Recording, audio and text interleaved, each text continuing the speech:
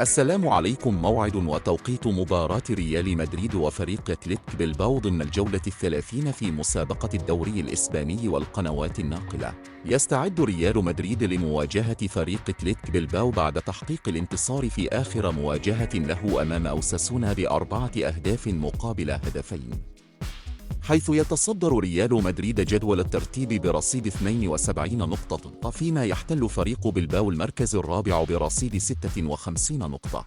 وسيستضيف ريال مدريد فريق أتلتيك بلباو على أرضية ملعب البرنابيو، وذلك في تمام الساعة 7 مساء بتوقيت المغرب، 8 بتوقيت الجزائر، وتونس 9 مساء بتوقيت القاهرة، و10 بتوقيت مكة المكرمة.